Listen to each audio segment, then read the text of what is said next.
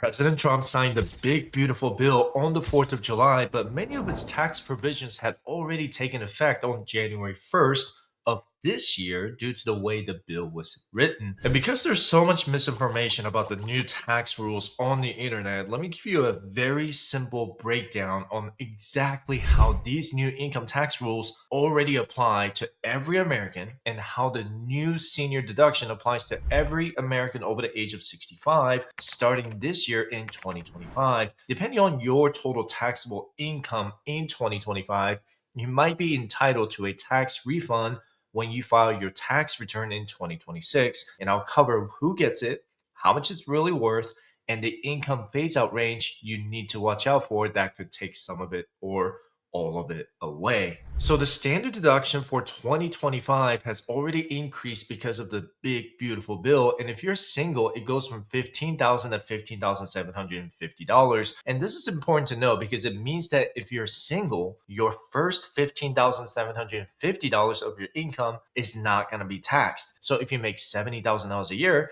then you don't get taxed on the first $15,750, but you will get taxed on the remaining $54,250. That makes sense so far, right? If you're the head of household, that jumps from $22,500 to $23,625 in 2025. And this is generally for unmarried people with qualified dependents, and you pay more than half the cost of maintaining a home and have a qualifying person, and that qualifying person can be your child or adopted child, a dependent parent, even if they don't live with you, and if you pay over half the cost of their home. So basically, you have to be unmarried to be a head of household with a qualified person, and you're paying for more than half the cost of keeping up a home. And this is one of the provisions that was originally proposed to remove the head of household, but that stayed in the bill to raise the standard deduction. And if you're married filing your taxes jointly, you're looking at $30,000 turning into $31,500 in 2025.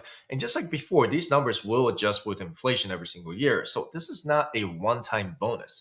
They will keep pace more or less with the cost of living. In 2026, it could go up by another 2 or 3%, depending on the final inflation number at the end of Q3 2025. Now, just to make sure we are all on the same page, because banking rates did a recent survey on thousands of Americans about this, and only 20% of Americans actually understood what it means to have a standard tax deduction. Basically, it is the government's way of saying we are not going to tax you on your first chunk of income. And let's say you're married and your adjusted gross income or AGI is $100,000. That first $31,500 is completely tax free thanks to the standard deduction. And you subtract that from your AGI and you are only taxed on what's left over. And that is your taxable income. It's simple, it's clean, and it's why the vast majority of people take the standard deduction instead of going through the headache of itemizing. So a bigger standard deduction is a straightforward win for everyone. However, something else the big beautiful bill passed was the $40,000 SALT deduction limit, and that is huge for people living in a high income tax state, or if your mortgage interest is more than the standard deduction.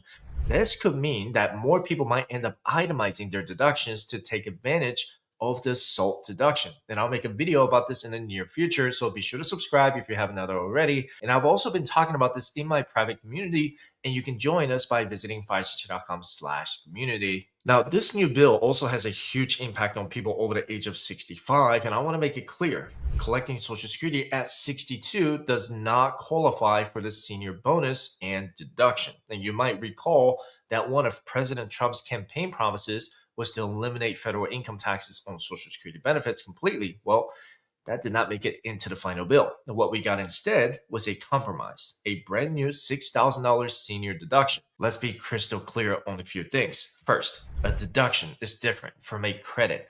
A credit reduces your tax bill dollar for dollar, while a deduction simply reduces the amount of your income that's subject to tax. So a $6,000 deduction is worth $720 to someone in the 12% tax bracket. It is real money, but it is not a $6,000 check. Second, this new deduction stacks on top of your other deductions. You get the standard deduction, you get the existing senior bonus that people over 65 already get, and now you get the new senior deduction on top of all of that. And it's $2,000 if you're single. If you're married, it's $1,600 per person. And that was around before the big, beautiful bill, and it's sticking around.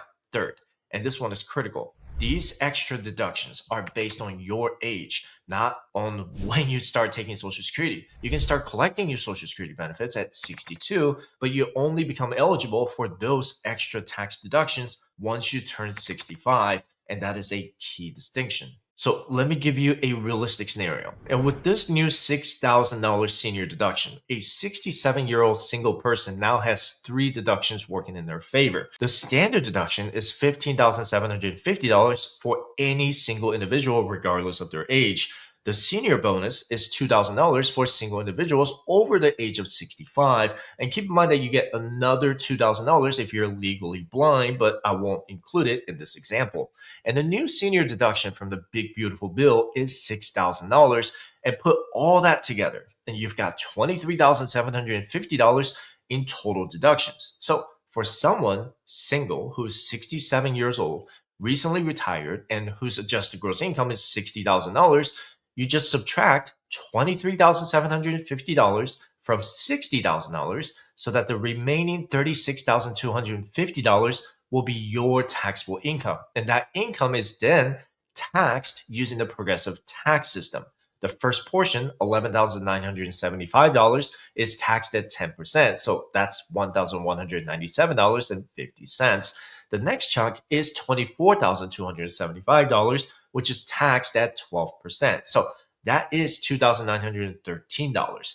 Add those together, and you owe about $4,110.50 in total federal income tax. Now, compare that to the old system. That $6,000 senior deduction alone saves you $720 in annual taxes, assuming you're in the 12% bracket. And if you're in a higher marginal tax bracket, that deduction saves you even more. But what if you're married, filing jointly, and both of you are over 65? Well, now you're looking at even more powerful savings. Let's say you and your spouse are both 67, and together you have an AGI or adjusted gross income of $100,000. Here's what you get. The senior deduction is going to be $6,000 per spouse, so that's a total of $12,000. The senior bonus is $1,600 for each spouse if they're both 65 or older, so that's a total of $3,200. The standard deduction for married couples, regardless of their age, is $31,500. Add that all up, and your total deductions are $46,700. So if you subtract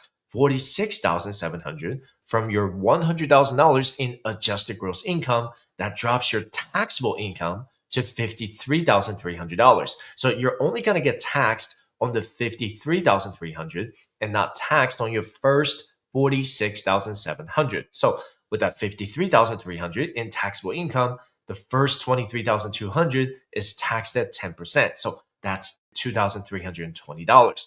The next $30,100 is taxed at a rate of 12%, and that's $3,612. So the total federal income tax you would owe in this scenario, making $100,000 as a married couple in 2025, is $5,932 if you and your spouse are both over the age of 65.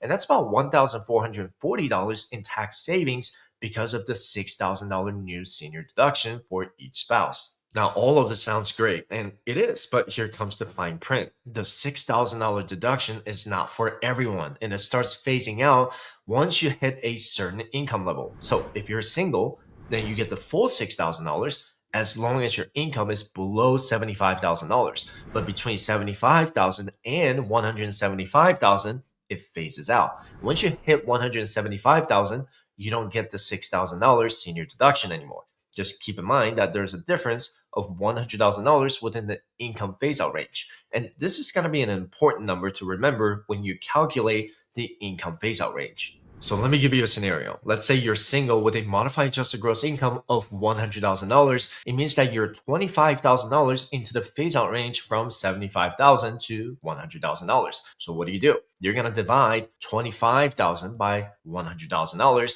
which is the size of the phase out range, and that gives you a 25% phase out. Now, apply that to the deduction, which is 25% of $6,000, giving you $1,500. That means your senior deduction shrinks from $6,000 to $4,500. And you're still saving, but it's just not the full amount. That makes sense so far, right? Let me give you another scenario. Let's say you're married and filing your taxes jointly as a 65-year-old couple. And for married couples filing jointly, you get the full $12,000 deduction, $6,000 each, if your modified adjusted gross income is under $150,000. But between $150,000 and $250,000 in income, you're only going to get the prorated amount of that senior deduction at $6,000. If your income is above $250,000, then you do not get the $6,000 senior deduction or a combination of $12,000. So let's say your combined income is $200,000 as a married couple. That's $50,000 into the income phase out range. So again, you want to divide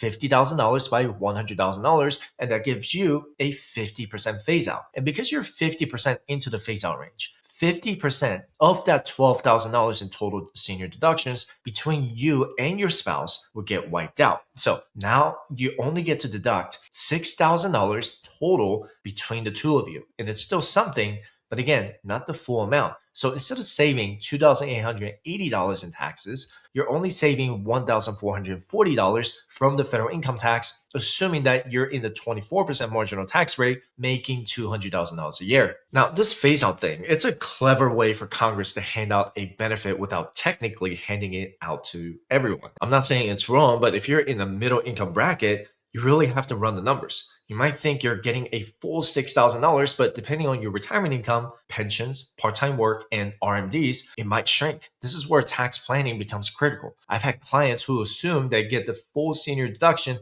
only to be surprised when we did a private client session and their total income knocked them into the phase out zone. And it's frustrating because they didn't do anything wrong.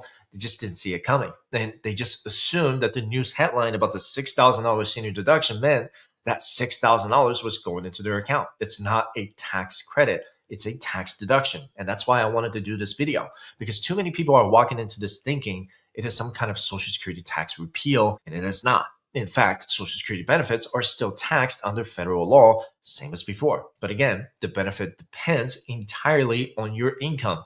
It's not automatic. You can always schedule a consultation with me by visiting firestatecheck.com/consultation. And this has been another beast of a video, and I hope you got a lot out of it.